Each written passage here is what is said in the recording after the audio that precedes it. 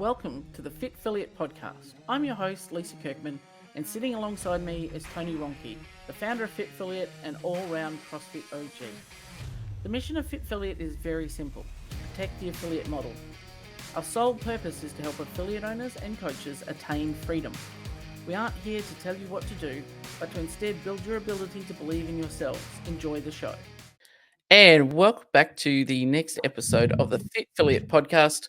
I was joined by my ever fun and faithful cohort, Tony, Elvis has left the building, but I'm sure he'll return imminently.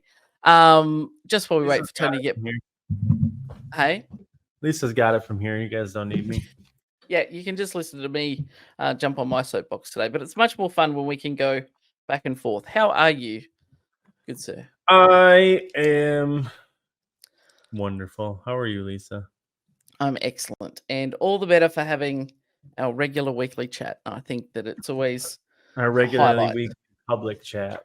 Yeah, public chat. I don't think some of the others need to be made public. I mean, I disagree, but that's on us. So this week, apart from talking about our offline chats, this week I thought a really good topic to round out some recent conversations we've had with guests. In particular, when we had Danny Soul on last week, it was talking about, we love the affiliate model here at Fit Affiliate. We want to protect the affiliates. We love the fact that they are individual and unique, and through the power of being an affiliate, you can basically have a blank canvas to create what you want. And we love that. And if you ask any affiliate owner, that's why I became an affiliate. And you're like, cool. However, there is a trend where we're not doing that. And as an affiliate owners, we tend to want to limit ourselves to a box, excuse the pun, and put these limitations and restrictions on ourselves, and then want to be like everybody else. And that's where, the constant cries for, we want all the answers. Tell us how to do it. Give me the templates. Give me the structure, which then is like the antithesis of what we kind of signed up for, and the beauty of and the potential of what we have. Why do we do that? Tell me what you really want to say there, Lisa. Well, gosh. First of all, that episode with Danny is one of my favorite episodes we've ever done. So if you haven't listened to that, you should definitely listen to that one. Man, that is a loaded topic, but it's not an affiliate problem. I think we got to start there. In that, basically, to summarize kind of what you said is, as humans, we are excited or motivated at the idea of pursuing opportunities or ideas to some degree or nature. No matter what it is. It could be owning a business, it could be owning an affiliate, it could be, I don't know, tis the season, losing weight. It doesn't really matter what it is.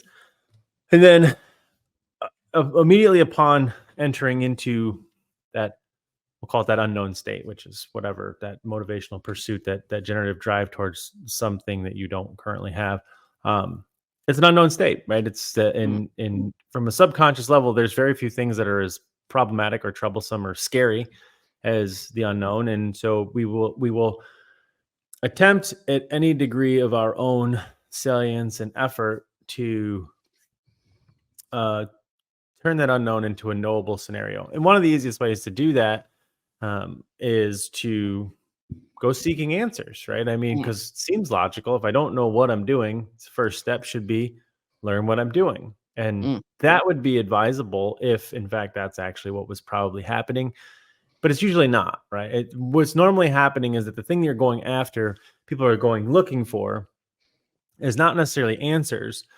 It's going looking for responsibility. Really, a place for them to put the responsibility on somebody else. Because the one thing that we look for in terms of solutions, when we go looking for solutions to our problems or answers to our problems, is an attempt to abdicate responsibility from ourselves to something else. And so, one of the reasons you see people all the time gravitate towards keeping with the diet thing, like, ascribing to these lifestyle things, like, vegan now is the flavor of the week, or paleo was, or this or that. Like, the reason that a lot of people do that is two things. One, it's a thing to belong to. It's a collective identity, first and foremost.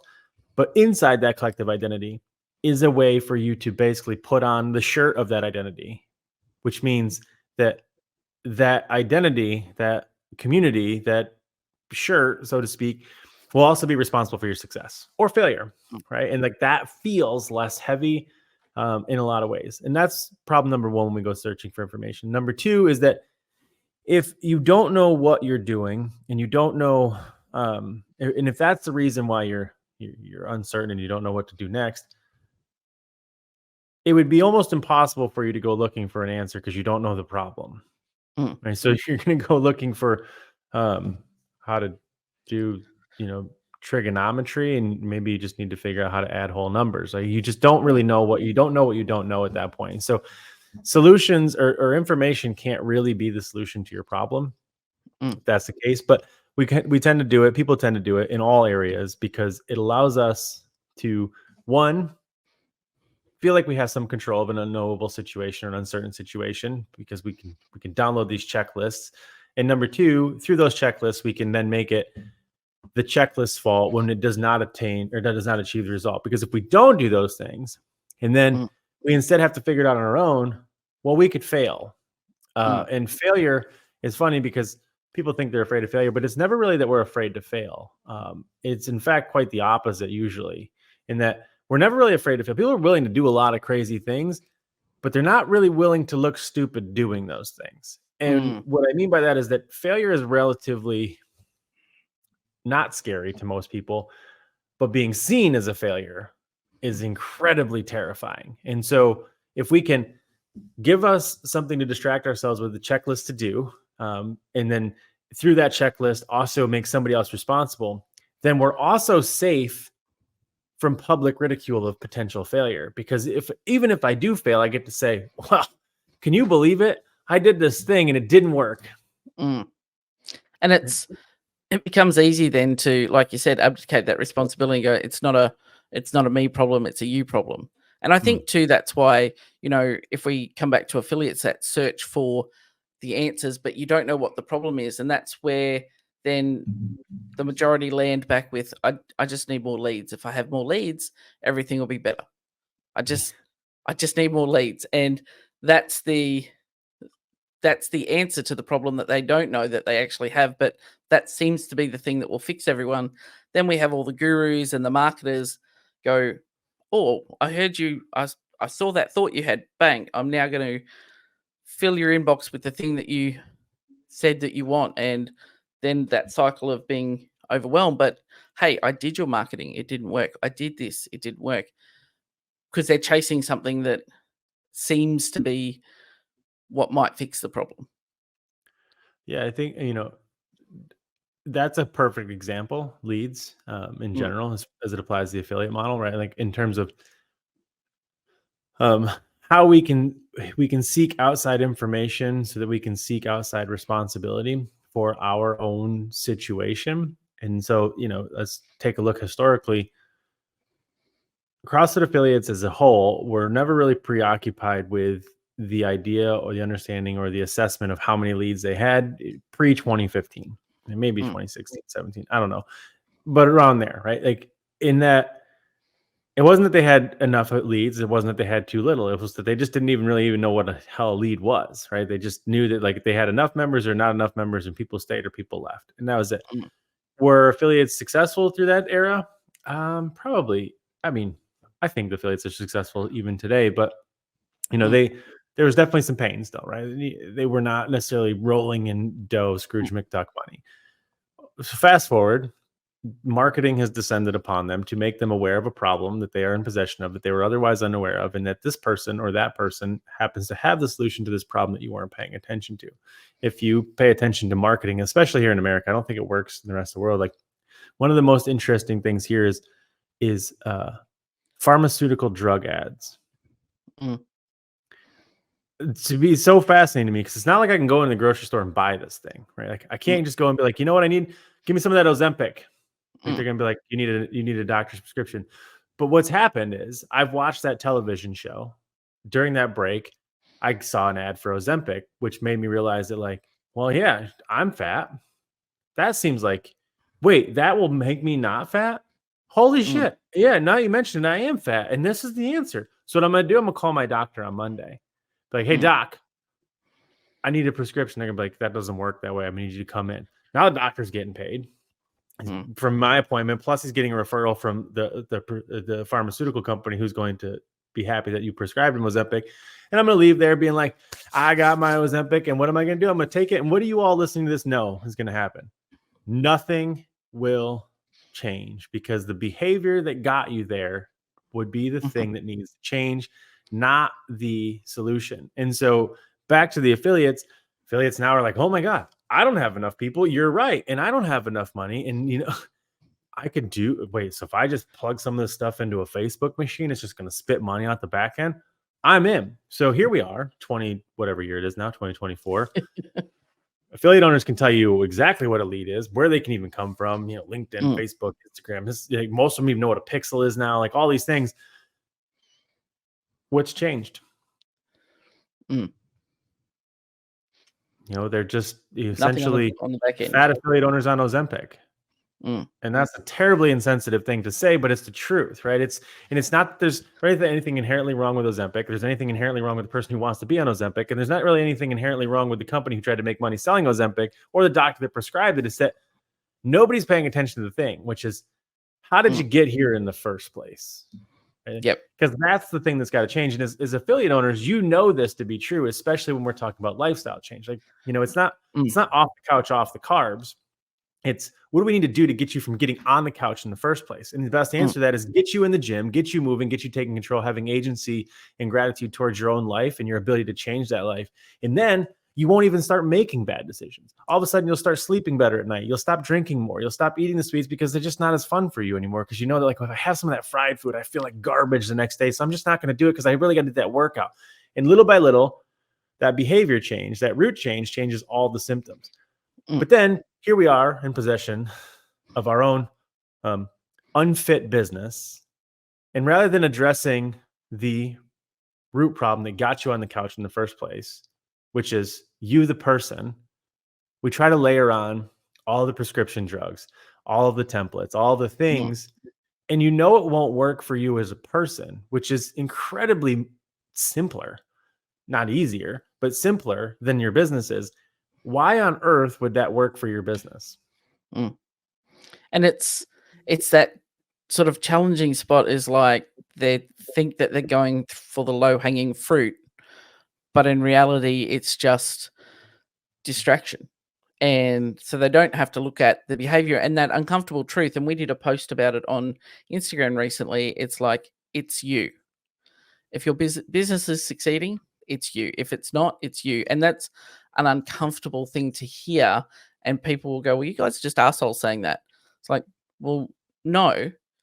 Have a look at the way that this thing is created and what happens. And it's you at the center of everything.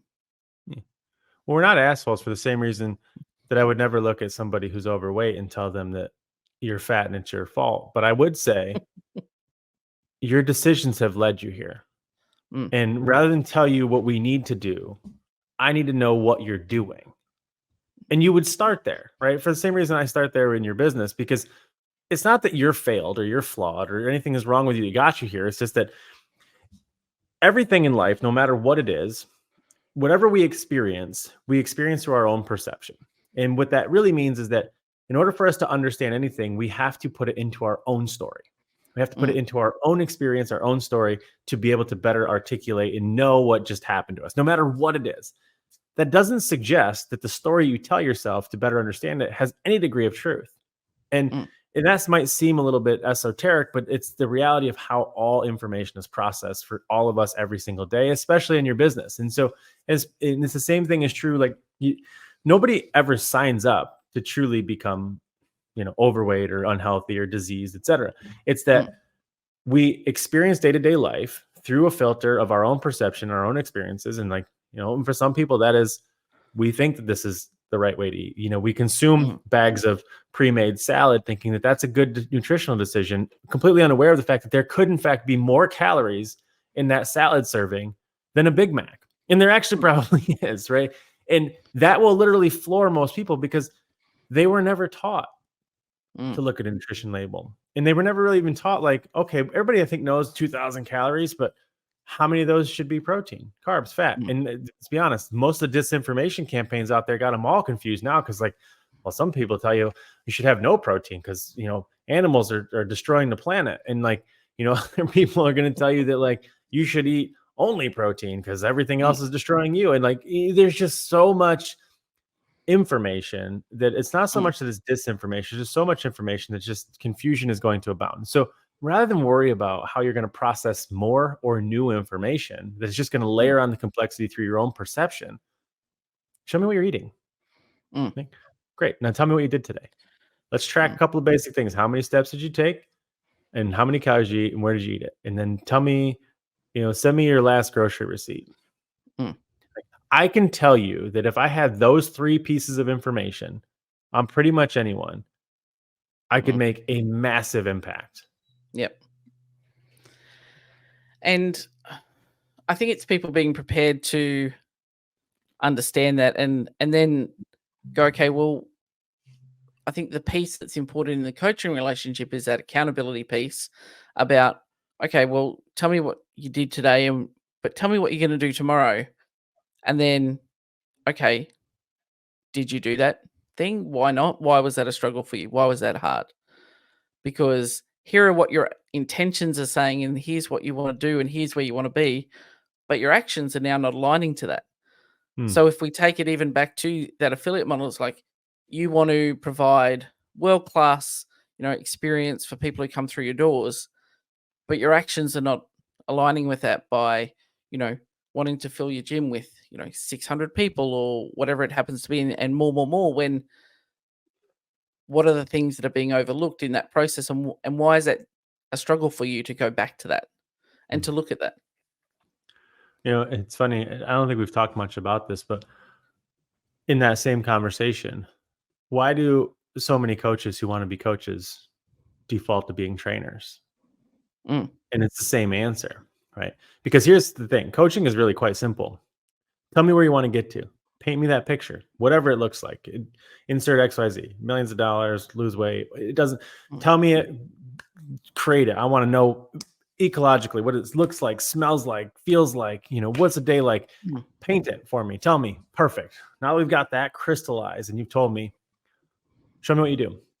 mm, That's it, right? And then it's about inserting an effective intervention mm, in there. It's essentially a surgical intervention into your constant and ritual habits and routines, right? So show me where you want to get to, show me what you're doing. Great.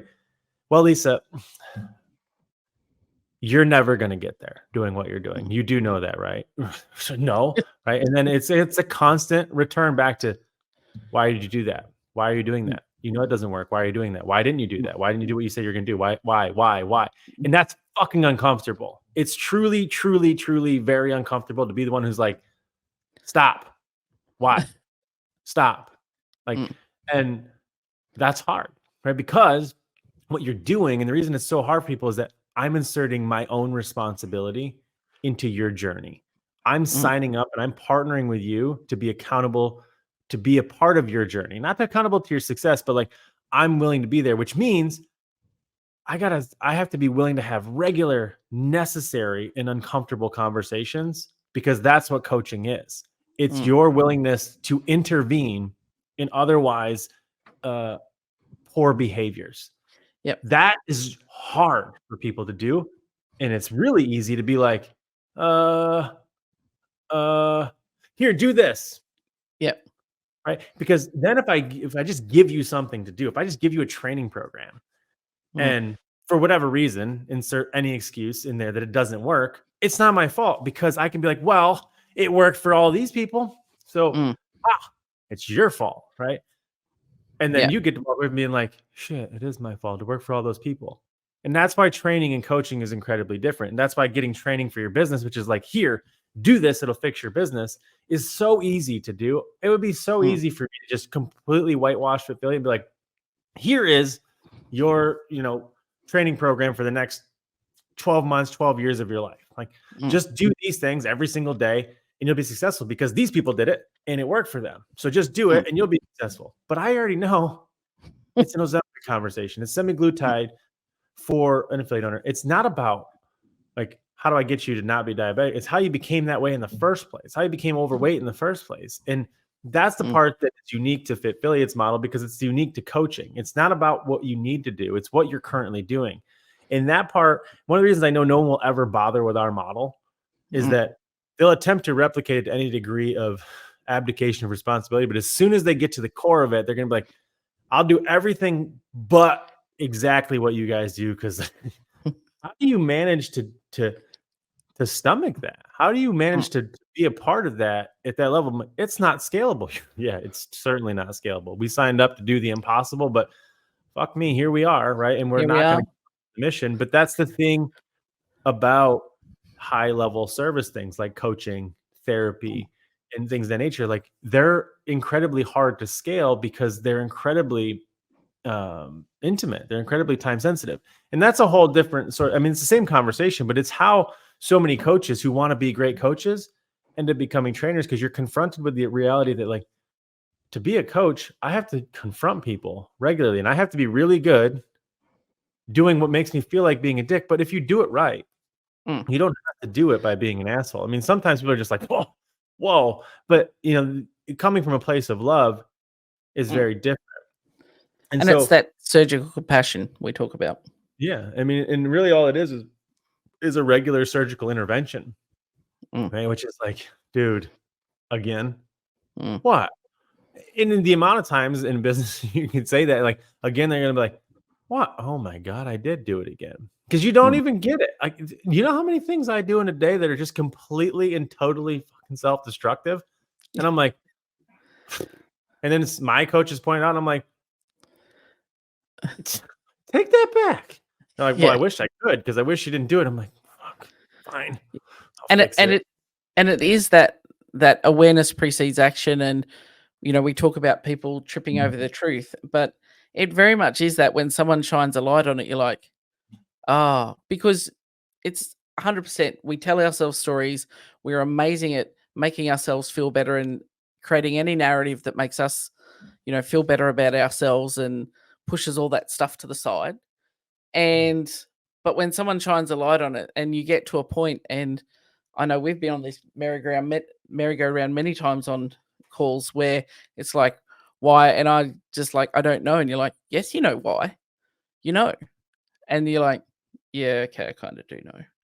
And you have to have that. Say it, and you're like, I don't want to say it. I'm like, out loud to yourself, and you're like, yeah. And then we move. There we go. And we're glad you got here. We've been waiting for you. But that's the thing.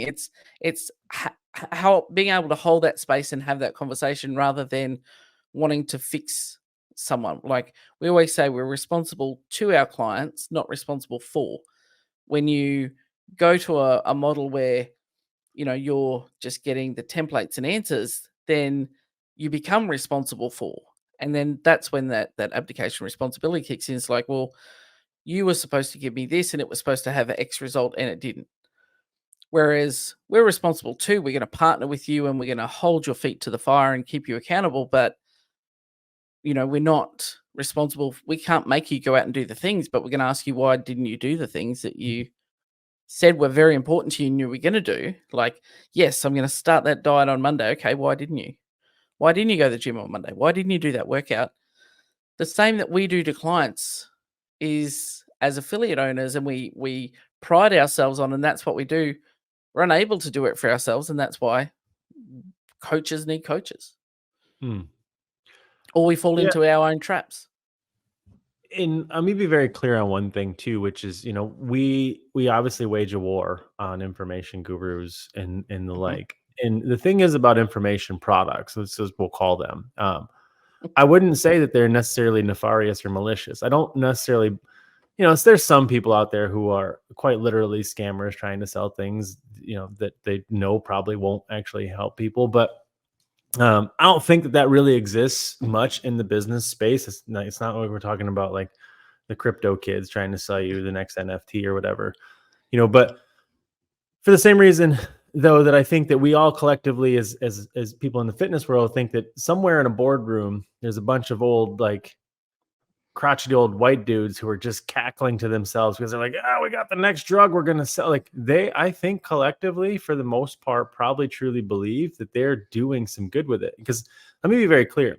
Modern medicine is a fucking miracle, truly, in every sense of the word. Like, it's easy to vilify it right now because of all the things that are going on. But like, not even 100 years ago, you stub your toe and die of an infection. Like, it's, the things that people died from not that long ago are, well, they're funny to read them, but like, it's also crazy to even think that, like, what? That's a thing? Like, people died from that? Like, you can almost at this point download something to fix those symptoms. But for the same reason, turning water into wine is a miracle. Not that I've ever seen anybody be able to do that, but assuming that became a thing where somebody figured out how to do that miracle biblically, what would happen if you gave that to people? They overuse it, right? Everybody be walking around, like, people would be trying to turn the entire reservoir into, a gajillion gallons of wine, being like, this is going to be awesome. Everybody's going to get so drunk. And like, they think that by turning the reservoir into wine, they'd be saving the town because everybody's going to be so happy to get drunk. But then, like, maybe everybody in town doesn't like to drink. Now you just ruined the water supply. What? No, I love wine. Everybody loves wine, right? And my point is that you can take something that is so great, and through just a little bit of human interaction and perception, a little bit of experience, and let's be honest, a little bit of lying to ourselves, you can turn something great into something incredibly bad. And we see this every single day in the fitness world. And the same is true in every area, as well as your business. Like, you take something that is well intended, but you have to understand the root application of it and why it came to exist. Because, for the same reason, many of those pharmaceutical drugs are absolutely the best thing to ever happen in this generation to the right person at the right time. And what that means is we've exhausted all other behavioral conversations. We've exhausted, and like, the rest of it is, this is to save their life. This is not to preserve their current level of life, which, let's be honest, if you're at this point, like, most medicines are preservation, and like, it's not going to help you get much better. It's just going to help you not get much worse. That's hardly the same as getting better. And so the same is true for seeking out information in your business. It's, people who provide and produce products fall victim to groupthink, and then they sit around and they convince themselves that the thing that they're producing or providing and putting out there is absolutely the best thing that's ever been created. And the reality is that there might be some truth to that, but you have to first consider the audience that will be consuming it. And that's not really that good for business if you considered that, right? So that's the thing. But the core of this conversation was about, why did you become an affiliate? What made you come to an affiliate? And then how did all of a sudden being an affiliate became color by numbers, right? Like, that was kind of the cliff notes of this whole conversation. And I think you're starting to, hopefully if you're listening to this, it's starting to make sense that, like, oh, maybe some of us who wanted to become an affiliate didn't really want to build an affiliate. We just wanted there to be somebody else's responsibility, but we could own the affiliate, right? We wanted there to be a drug that we could buy that would solve a bunch of our problems. And so this first means, what did you think you were going to resolve in your life by the addition of owning an affiliate? And for a lot of people, that probably looks like quitting your job, getting to work out 24 hours a day. It probably looks like getting respected by the people in your gym who probably didn't respect you because you were just a member and like you probably weren't that fit. So I'm going to buy my way to the top of the leaderboard because I'm going to be the most motherfucker in this room. It probably looks like, a place for your kids to play. It probably looks like something to be proud of. It looks like something like going to your family holidays and being like, I'm a business owner. And then fast forward. You don't tell anybody at the holidays because you're just, I'm just a gym owner. Oh, this is terrible. I am my mortgage is 7 months late. Or like, kids think you can come there because I get tetanus. You're not making any money. You haven't worked out in 6 months. Like, and that's a joke, but it's the truth, right? But the point is that what did you think was going to happen in your life by owning an affiliate? You have to start there because you have to come back to there. Because the reality is that, jokes aside, most of you are far from that, right? Like, and so what has happened is that you thought that owning an affiliate in your brain likely looked like something, right? Likely Mm. looked like a series of processes and in steps in things to do that you would learn to do, and then you would achieve that result, whatever that looked like in your life. And then quickly you realize that owning a business is a lot like being a human. It's like being alive, and like it means constantly learning, evolving, and growing. And in the same way, it also includes constantly killing off and removing bad habits and routines and patterns. And so, this doesn't feel so fun anymore, right? And Mm. so, my point, I guess, in going to that part of it is that many people came into an affiliate looking for what it was going to do for them, and it could Mm. do those things for them, but they have to first understand why they want out of those things to begin with, how they ended up in such an unfavorable situation with those things that they wanted to be able to resolve. Like, why is it important for you to go to dinner for the holidays and tell people that you own a business now? Because what are you not proud of in your job currently? Mm. Well, X, Y, and Z. Well, why do you think that you've only risen to that rank in your company? Well, Mm. this X, Y, and Z. Well, why do you think that if that's the case, you were just happy with settling right there? Like, why didn't you change any of those behaviors? Well, X, Y, and Z. And then you start to notice that, like, you get them to realize, like, they point fingers at a lot of things, but like, Mm. like Tosh says, the problem with that finger is that if you turn that hand over, you got three of them, they're pointing right back to me. Right. Mm. And so that doesn't mean you're wrong. It doesn't mean you're bad, lazy, procrastinator, failure, any of those things. It just means that, like, dude, that's great. Cause like we fix these three fingers, dude, you would have crushed that boardroom level job. You will crush owning an affiliate, but like, you can't just jump to the next thing without Mm. fixing the last thing. Because for the same reason, we know you can't just layer on pharmaceutical drugs and everybody's like, boom, problem Mm. solved. I'm all of a sudden Vanna White. I don't even know if anybody knows who Vanna White is anymore, but That's she's for still alive. the 80s She's kids. I think so. But yeah. it is. It's like, I made that mistake with my affiliate. I thought if I owned the affiliate, I would have an identity and I'd be part of something and I would build it. So, I couldn't be excluded because it's mine. So I own it. So I'm going to be included in everything. Not the case. Mhm. And when you attach your identity to something that is so heavily outside yourself, all of a sudden you actually lose who you become. So I totally went into an affiliate, apart from I knew that it had the power to save and change lives, and I wanted CrossFit to have the impact on other people that and provide that it had for me. But essentially, when we dug through the root things, is why did you get into this? It was like came back to things that were not what I would publicly declare, as in, yeah, I want to save and change lives, and I want people to have a safe space, and blah blah blah. Oh, I actually just want to be part of something and not be left out. And if I own it, they can't leave me out. So I want to be one of the cool kids. Thanks. Okay, here's how we start the conversation. Now, if I'd had those conversations prior to embarking on my journey to affiliate ownership, maybe I wouldn't have headed down that path. Maybe I would have found another way to save and change lives without necessarily having to, empty the life savings on that gym floor. Well, also, I want to be very clear. Like, this is a great reason to own the affiliate, like to solve all those problems. And I'm not saying that there's something wrong with you wanting to own an affiliate because it's going to be something to brag about at the dinner table or this or that. Like, those are fantastic reasons. It's just that you need to better understand. We all need to better understand why those things are important to us. Because if we start then from there, we can make everything better. But if we Mm. attempt to not understand those things and not dig into them. And let me be very clear on another thing.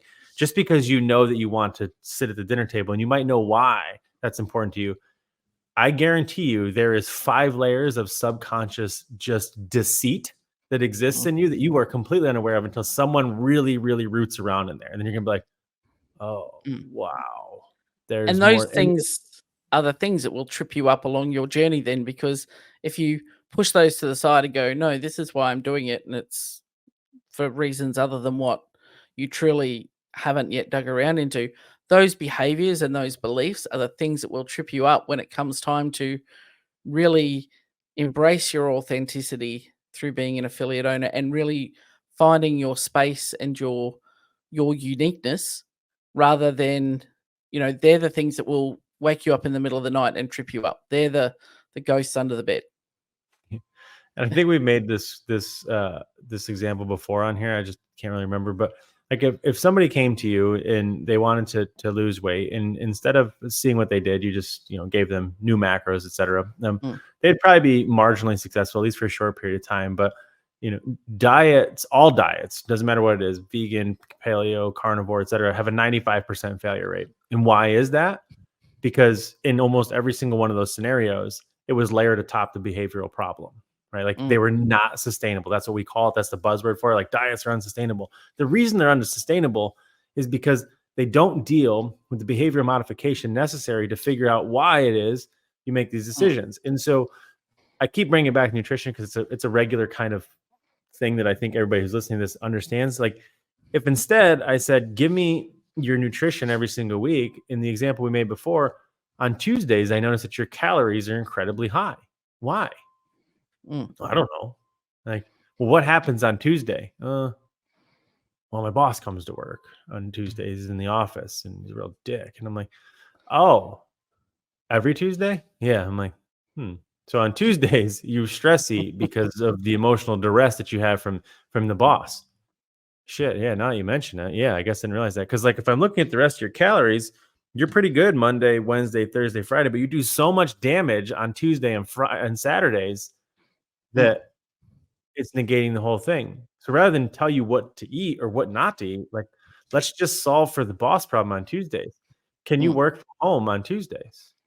Well, I don't know. I've never asked. Like that'd be a perfect solution, right? What can we do on Tuesdays to mitigate the impact that the boss has on you? Maybe it's quit your job, because I'll be honest, I'm going to be completely insensitive to anybody's job, because nobody's job is worth killing themselves over. So like if your boss's presence is causing you to quite literally kill yourself through nutritional choices, it's time for a new job, right? That might be an extreme example. But my point, I guess, in this whole thing is that it's just a behavior thing.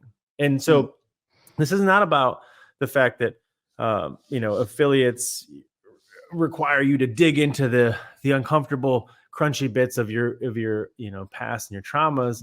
It's that life in general requires the person to address the structures of the self and the function of the self.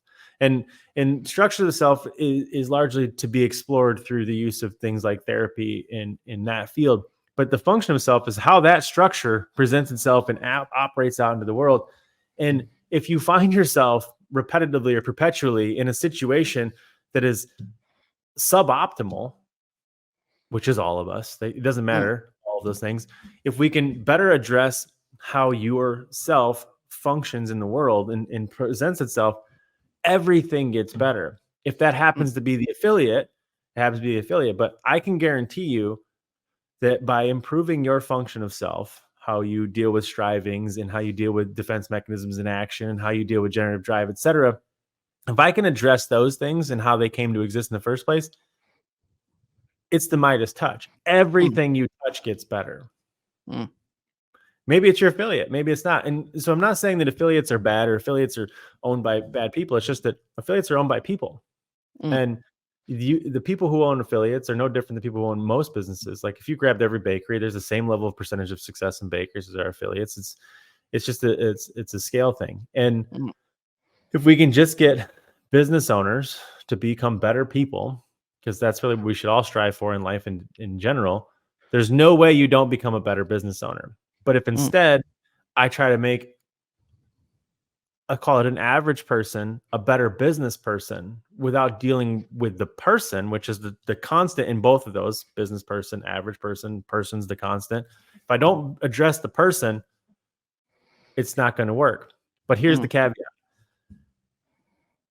Most of you listening to this want absolutely nothing to do with that. You want it to be a program. You want it to be an answer. You want it to be about information or the unknown so that you can make it, because of everything we started talking about. It's human nature to try to solve the problem through the abdication of responsibility, to any degree of which we can do that. It's why you poorly delegate tasks out, knowing full fucking well there's no way they're going to succeed at that task. But guess what? I didn't want to do that, didn't know how to do that. But if I asked somebody else to do it and they failed at it, he screwed that up. How would you have done it better? Well, I would have just done it this way. I'm like, did you know that ahead of time and didn't tell them? Because that makes you a dick. Mm, Or did you just learn how you would have done it better through watching their failures? So they mm, would probably learn how to do it better the next time too, for the same reason you would have done it better by watching how they failed at it. mm. Right? Because I'd hate to think that like you knew how to do it better and you just didn't tell them. They're like, well, no, I would never do that. Right. So So, you didn't yeah, know how to do it better. set them up. And it's, we have had instances, where affiliate owners come in and they just throw their hands in the air and go, "Well, I've done everything," and it didn't work. And you, not that we give advice and it's like, "Okay, well, tell me about your marketing." "I've done all the marketing. It didn't work. I've done Facebook, I've done Instagram, didn't work." "Okay, how are you nurturing your leads?" "I've done all that. It doesn't work." I "Okay, would tell well." anybody who says those things to me, and I have said it, like, that is amazing. You should build an online course to tell the world how you did everything Mm, when nobody else can figure out how to do anything, but you've done everything. And yeah, they're like, wow, you know what I mean? Like, we've just tried, it just didn't work. I'm like, well, you just told me you did everything. So, like, mm, holy, you should build an online course to save everybody from it. And tell them like but why is this a terrible thing to do to own an affiliate? Because like I've tried everything. yeah, Well, you probably and wouldn't do that because you'd know people would be like, hey, well, I don't think you did that right. yeah. Well, yeah, I guess now you mentioned I didn't do it right. And how many times did you try the thing that you did? Did you, like, try and call your leads once and then they didn't answer and that was it? Like, Yeah. why did you stop at 1? Why did you not, like, we just used that previous example is like, "Okay, well, I did this, it didn't work. What did I learn from it? Change it, do it again." Rather than, "Well, it didn't work. What's your answer?" And Yeah. we're not in the answer game, so that's a little frustrating for them, but it's it's that whole, like, "Well, I'm paying you money, you need to solve my problem." But when we turn the mirror around, "But you're the problem," then it's like, "This is that's not what I signed up for. This is uncomfortable." The And solution is almost always simpler. It just doesn't mm, mean it's easier. mm, It's like with to your point about like calling people, you could probably let's just assume that you don't have enough people in the gym and you don't have enough leads and you're not making enough money and you have quote unquote tried everything. I could probably almost guarantee that if we just spent the next 12 months, each month making every single person who reached out to you, came in the door, contacted you, etc., fill out a sign-in sheet, and then you called every single one of those people, every one of them, seven mm, times at a minimum. There's no way it wouldn't solve your problem. But you would say, probably not to my face, but afterwards, like, I'm not fucking calling these people 7 times. If they don't want to sign up after the first time, I don't want them. I'm like, well, so sounds like that problem isn't the actual problem. Maybe it's the amount of effort you want to put into somebody coming to your field of dreams that's the problem because you built it and you just thought they were going to come. And that was mm, the story you told yourself. And like now you're starting to learn that, like, wow, people are incredibly strange. They like to mm, fill out our stuff on the website and then as soon as I call them, they tell me to never call them again. Like, why would mm, they do that? I'm like, because they're people. Like, they mm, got all the dopamine they needed from doing that little bit of thing for themselves by just filling out an online form. They were like, that felt good. Serotonin. I did something for myself today. And like, that's mm, sad, right? But that's the truth of most people. Like, when you start running like ads, the amount of people who get the dopamine they need mm.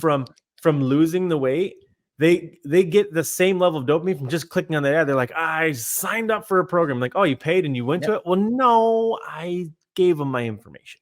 Yeah. Like, I filled out the form and, I think I've told the story on here before how in my gym I had one lady who probably filled out those forms about 10 times over 5 years or sent an email and then could never get her on the phone, could never get her to respond. And then one day she picked up the phone and I was like, wow. And then I booked her in for a consult and she turned up and I was super surprised. And then I said, "It's taken us a while to get here. Like, what's been the problem?" She's like, "Oh, I, d- I don't know why." And then she did her first class and she's like, "Oh my God, I wish I'd done this sooner." I went, "Well, you've had some opportunities, but it was that whole cycle that she was in." And then once she got in, she was, "Oh, I wish I'd yeah, said yes. I picked up the phone, 5 years ago." It's like, well, we're now 5 years down the track, but I'm glad you're here now. But she had never been asked about. She goes, "Oh, I fill out a lot of forms all the time." It's like, Yeah. And why? What I do you feel when you noticed. do that? What makes you do that? Yeah, I see it come through regularly. Like when I filter my leads list, like, oh, there she is 5 times, and it was just a real eye opener to me that doing this thing consistently is that at some point the message I was putting out that resonated with her. And what made you come in this time after all these other times? Oh, it was something that you said on one of your videos. Da, da, da. Like, oh, so by repeating the successful actions, even though I didn't know she was still listening at that point, you don't know what thing. So if you stop at call number 1, you don't know if it's going to be call number 7 where you're going to just say the right thing that's going to get them in the door. So then come in at call number 1. Okay, what do I need to say differently in call number 2, and so on. But it's to repeat those successful actions. But we as humans, we stop. We go, well, that was a no. I've been rejected. I'm out. Next. Oh, I need more next in the bucket. A business is just an unsuspecting couplet. That's really all Mm, it is. Right? It's that so much suffering and struggle could probably be resolved if people understood that um, it's an unsuspecting couplet. For mm, example, what I mean by that is a workout that you've once probably endured that you didn't see coming, right? Like you were like, okay, this workout involves the assault bike, and let's call it power snatches. Clearly, the mm, assault bike's going to be the shit storm, and that's like I just gotta. You plan to go into the workout, and to manage and mitigate the effort that's going to be necessary on the assault bike, and mm, then all of a sudden you're fucking blindsided by my hamstrings are so smoked I can't even pick up the bar. Like probably the perfect mm, example of this. Once true forms got to be widely adopted. I think this is fascinating. So when the first time you get on an arc training treadmill, true form, assault runner, woodway, whatever, mm, and you run on it with your hamstrings, because that's how the self-propelled thing works. It's a little bit different than how you've likely probably ran down the street incorrectly, mind you, because you use your quads, and mm, that's a different conversation. And then you were like, okay, let me just survive this run, because I guess runs are always about survival in the workouts. And then let me get I'll persevere, I'll win the deadlifts.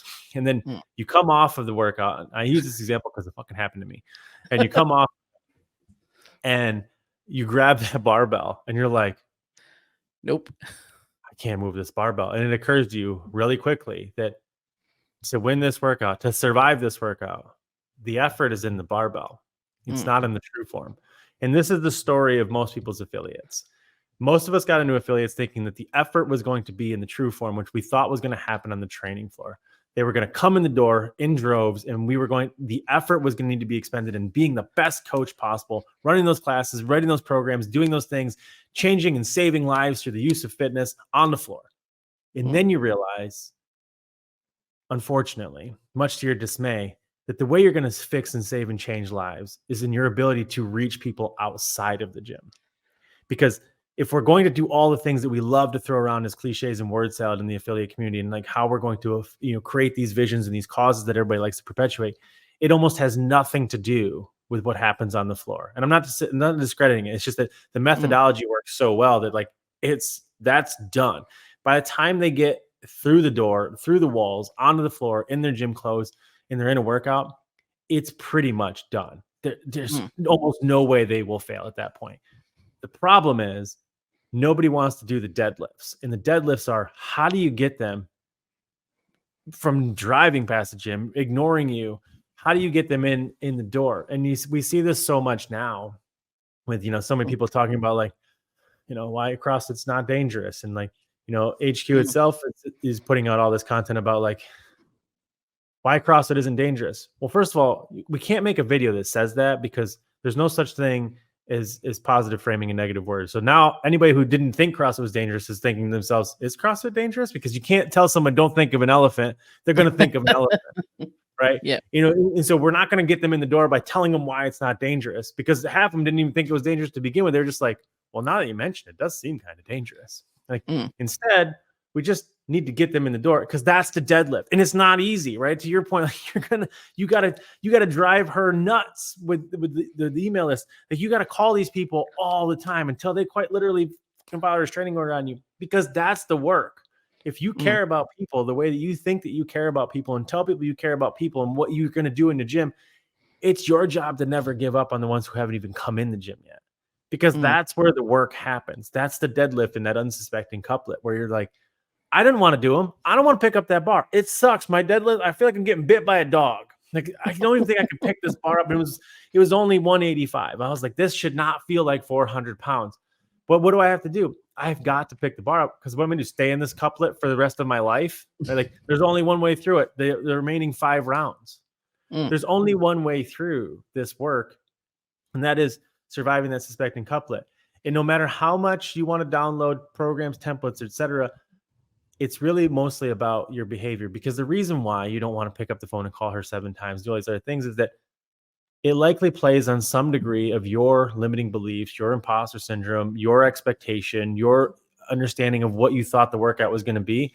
You don't just get to be like, yeah, hear me out. I'm not going to do the deadlifts in this workout. I'll do 5 runs of true form. You guys can do the deadlifts. Like, you wouldn't do that in a workout for the same reason you can't do here. But the reason that the deadlifts are going to struggle for you is like, why are they a problem for you, Lisa? Well, because my hamstrings hurt. So how do we make sure next time your hamstrings don't hurt so much, right? Like, you can get you stronger in the deadlift, the threshold, we can scale, it's whatever. So my point is that we all got into an affiliate because it meant something to us. There was an idea. There was a solution that was going to be present through the accomplishment of owning the affiliate. We kind of lost sight of the fact that problem existed before the affiliate. And much like anything, the affiliate just highlights it. It exacerbates it. It makes it more omnipresent. And it's not going to go away by trying to add more things on top of, for the same reason 95% of diets fail. You can't tell people what to do and why it's better for them. I mean, everybody who's paleo, everybody who's carnivore, everybody who's vegan, they truly, truly, truly believe that those are the answers. But they all still have a 95% failure rate, because people be peopling. The behavior of the person who comes to that program matters more than the program. And you should know this to be true for every single person in your gym. The person who comes to your program, to your gym, as a person matters way more than the program that you're going to give to them, because CrossFit is just the tool you're going to use to change their life. The question is, where are the errors in their life? And then how do we apply CrossFit to those problems? Perfect. And I think that that's a good note to round. It is night time here. It's a good note to round this one out on. Just embrace your uniqueness and look beyond the superficial solutions and questions that you have. Dig in. Training programs are cool. You're cooler. So start with you first. Like, it doesn't always feel good, just be honest, but like, there's very few things that feel better than fixing yourself. Much better than accomplishing tasks. And as someone who is a chronic task accomplisher, yes, you can have all those shiny templates, but if you're not going to do anything with them, it doesn't really work. Don't be a Lisa. Be a Lisa. Lisa's been a fantastic client. Be a Lisa. Yeah. And well, I'm still here, so it must be something right. All right. Sure. On that note, before we get down that slippery slope, guys, if you're following along on YouTube, please give us a like and a subscribe. That's really important. Or go and follow us on the Instagram. I sound old now. On Instagram at FitFiliate. And also, if you're listening this on your favorite audio platform, Spotify, Apple, or Google, whatever it is that you choose to use, please also give us a subscribe so you don't miss any of our episodes. And we'll catch you on the next one. Ciao. Thanks for listening. We hope you enjoyed today's show. Please remember to like and subscribe on your favorite platform. And if you know an affiliate owner, a coach, or entrepreneur that would benefit from hearing our conversations, please share this with them. We love the feedback and support we have from you guys, our audience. If you'd like to reach out to us, you can find all the useful links in the show notes. We would love to connect with you. Keep doing the great work.